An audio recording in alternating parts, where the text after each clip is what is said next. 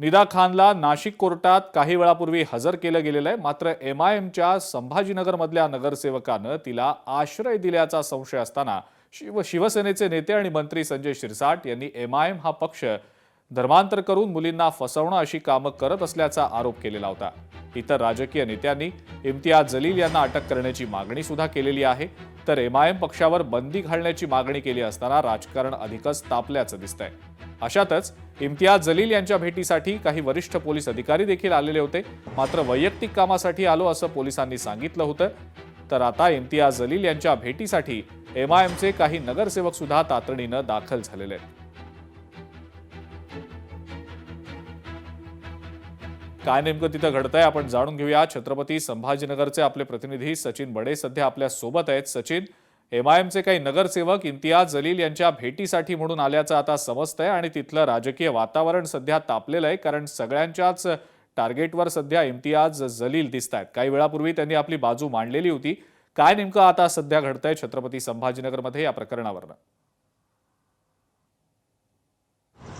अजिंक्यजी, या निदा खान प्रकरणामुळे संपूर्ण एमआयएम पक्षावर जी आहे ती टीकेची झोड उठवली जाते। कारण एमआयएम पक्षावर गंभीर स्वरूपाचे आरोप जे होते ते मंत्री संजय शिरसाट यांनी केले आणि त्यानंतर इतर काही नेत्यांनी अशी मागणी केली की इम्तियाज जलील यांच्यावर गुन्हा दाखल करण्यात यावा आणि त्यासोबतच एमआयएम पक्ष जो आहे त्याची परवानगी रद्द करण्यात यावी किंवा एमआयएम पक्षावर बंदी घालण्यात यावी।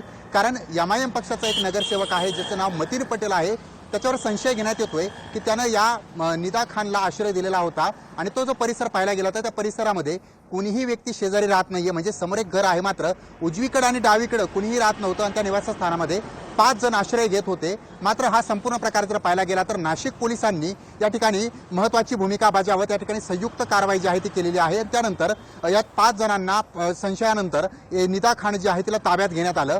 महत्त्वाचं म्हणजे एमआयएम पक्ष जो आहे ते एमआयएम पक्षावर टीकेची झोड उठवली जाते, पक्षावर बंदीची मागणी केली जाते। तर दुसरीकडे एमआयएम पक्षाचे नेते जे आहेत ते इम्तियाज जलील यांनी असं सांगितलंय की आतापर्यंत पोलीस जे आहेत आम्ही पोलिसांना देखील सहकार्य करायला तयार आहोत। पोलीस येतील, आमच्याकडून जी माहिती घेतील आम्ही त्यांना माहिती देण्यासाठी तयार आहोत। मात्र तुम्ही फक्त जर कुणी आरोप करत असेल तर त्या आरोपाला सिद्ध करावं लागतं आणि त्यानंतर महत्त्वाचं म्हणजे त्यानंतर तो खरा गुन्हेगार आहे की नाही हे सिद्ध होतं। मात्र आतापर्यंत जर जे आहे ते इतर राजकीय नेत्यांनी फक्त आरोप प्रत्यारोप करायला सुरुवात केली आहे, त्यामुळं सत्य काय ते लवकर समोर येईलच असं इम्तियाज जलील यांची प्रतिक्रिया आहे। मात्र दुसरीकडे इतर नेत्यांनी इम्तियाज जलील आणि त्यांच्या एमआयएम पक्षावर टीकेची झोड उडवलेली आहे आणि त्यासोबतच त्यांच्यावर गंभीर स्वरूपाचे आरोप केलेले आहेत। मतीन पटेल जे एमआयएमचे नगरसेवक आहेत त्यांच्यावर गंभीर स्वरूपाचे आरोप केले जात असताना, त्यांच्यावर संशय घेतले जात असताना त्यांचा मोबाईल देखील चौकशीसाठी घेतलेला आहे, त्यांना एक नोटीस देखील बजावण्यात आलेली आहे आणि त्यानंतर मतीन पटेल यांच्यावर गुन्हा दाखल झाल्याची माहिती देखील आता समोर येते।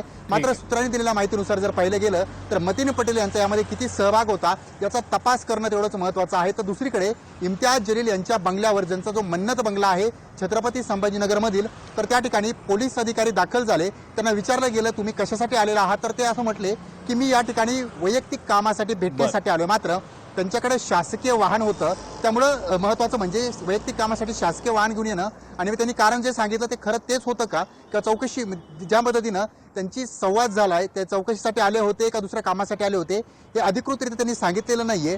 मात्र दुसरीकडे एमआयएमचे नगरसेवक, एमआयएम महानगरपालिकेचे विरोधी पक्षनेते या ठिकाणी दाखल झाले आणि त्यांनी सुद्धा इम्तियाज जलील यांची भेट घेण्यासाठी ते दाखल झाले होते। काहींनी भेट घेतली तर काही जण भेट घेत होते। त्यामुळे एमआयएम पक्षावर जे काही गंभीर स्वरूपाचे आरोप करण्यात येत आहेत, कारण संजय शिरसाट यांनी आरोप केलेला होता की या जिहाद प्रकरणामध्ये मुलींना फसवणं, मुलींना त्रास देणं किंवा अशा बरोबर, आणि हे आरोप केले गेल्यानंतर आता पुन्हा एकदा इम्तियाज जलील सातत्यानं त्यांच्या विरोधकांच्या टार्गेटवर आल्याचं आता दिसतंय। विरोधकांना आयतं कारण मिळालंय जलील यांच्यावर टीका करण्याच्या अनुषंगानं। काय नेमकं आता तपासामध्ये समोर येतं, मतीन पटेल यांचा कितपत सहभाग आहे या सगळ्या प्रकरणामध्ये हे देखील आता पोलीस तपासून बघतायत। त्यामुळे त्या अनुषंगानं नेमकं काय समोर येतं हे देखील पाहणं महत्त्वाचं असेल। सचिन, धन्यवाद, आपण माहिती दिलीत त्याबद्दल। लोकशाही मराठी ऐका, पहा, जागरूक रहा।